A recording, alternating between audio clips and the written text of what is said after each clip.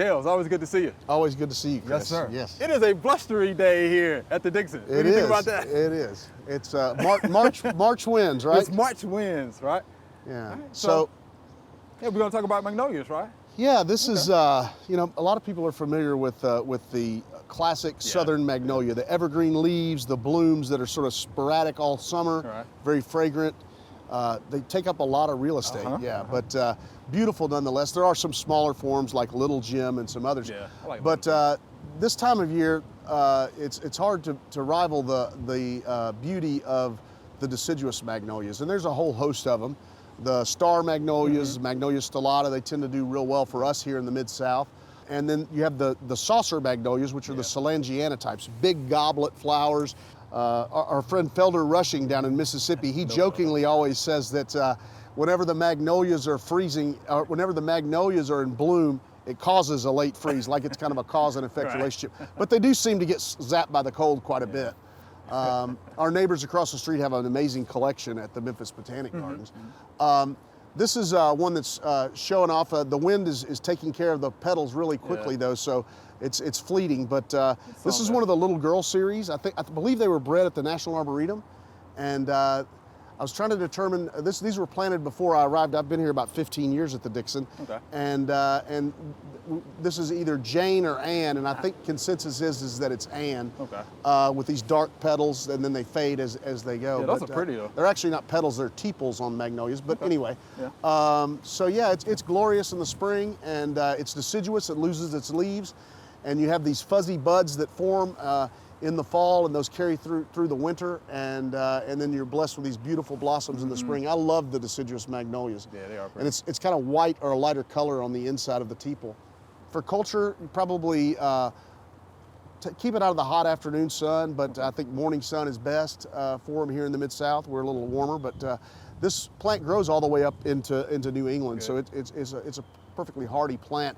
And quite frankly, further north, a lot of times they have better luck with it because our weather is so sporadic. You know, it goes from warm to cold so quick. So when they warm up, they generally come on out and they have less problems with the late freeze than we actually have here in the Mid-South. Okay, well, I guess Dale, we'll go and see if we can find another one, right? All right, Dale, so tell me about this magnolia. This is another one of the deciduous magnolias. It's one of my favorites.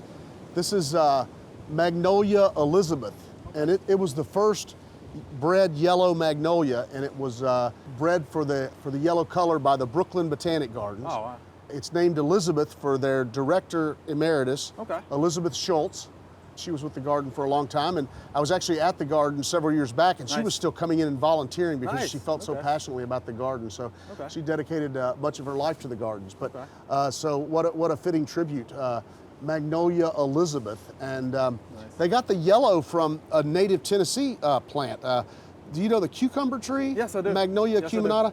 They call it cucumber tree because it has those fruits that look like a little cucumber late in the season, and they crossed it with some other magnolias to create this. Beautiful tree, yeah, it's real fuzzy. And it has more of this goblet shape, which I really like, but it's kind of a lemony yellow. It works well with all the spring flowers, and it's this one's been here, I've been here like 15 years, and this one's been here.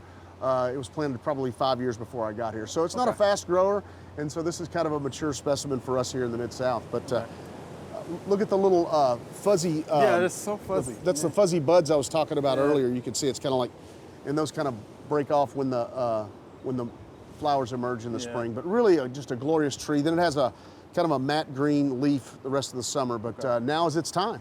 Now is its time. So what is the range of this magnolia? Obviously it goes up into New York, Brooklyn, New York, so it's got a pretty wide range on it as well. But this one seems to miss the freezes. It's a little smarter than the other ones. The time it comes out is a little different. So it actually misses the freezes that's plagued the soulangeanas and the others. So it's a great plant for the Mid-South. Yeah, it's beautiful. All right, let's go see the other one. All right, Dale. Another yellow one. Another yellow one. Beautiful. What is this? This is one called butterflies. Butterflies. Okay. Yeah, it's a great magnolia. It's a beautiful one. We have several of them around the south lawn, and it does look like butterflies when you look at it. It brightens this whole area. And they're fragrant as a bonus. Very fragrant. Anyway, this is another one. Guess where the yellow came from? That same Tennessee magnolia, Magnolia acuminata. Okay. And they crossed it with denudata, which I think is probably the same thing they used on the Elizabeth magnolia. Okay. And there are several other greens. There's yellow lantern and several others, but the two that I really like are Elizabeth and butterflies. And a little bit larger stature magnolia. And you notice this one, there's fewer leaves on it. The leaves are just starting to emerge at the same time with the Elizabeth, but this one is just bare stems. There are no leaves whatsoever. Right. So the leaves will follow right after the flowers. Okay. And anyway, just a real showy plant in the spring. The color matches with all the pastel colors of spring. And it's just a wonderful plant to add a lot to the landscape. You can see it gets pretty big. And I actually planted this one. So so you planted this one? Yeah. How about that? It's grown fairly quickly. Ago? It seems probably maybe 12 years ago. 12 years ago. Wow. So it was a decent size when we started, but I think that this one is a faster grower than Elizabeth. Okay. So and you can see it's got a little bit more open habit, but it is in a little bit more shade than Elizabeth's growing in. Okay. And so that's okay? It is growing in the shade? Well, it needs morning sun. You can see it gets morning sun. That's the west that way, so it gets morning sun. And you can see it's not really flowering much on the other side. Yeah, I see that. So I do see that. But it's still a beautiful tree. It's a beautiful tree. Hardy from zone 9 to 5, something like that. Okay. How do we take care of this tree? You know, you want to start off with some good soil when you plant it. You want to put in a lot of organic material and compost. Magnolias have surface roots. All magnolias have these surface roots. And actually, if you dig around a magnolia, the roots smell as sweet as the flowers if you break the roots. Okay. But so you know when you're disturbing the roots, but you don't want to disturb the root zone around magnolias after you plant them. That's good to know. So, but I'd say morning sun. It can get at least a half-day sun here in the Mid-South, but you know that western baking sun is so tough here in the Mid-South. Yes, it is. But it's tough. I don't know of any insect or pest problems. No, like nothing. Okay. So it's a tough, easy to care for plant that'll give you many years of pleasure.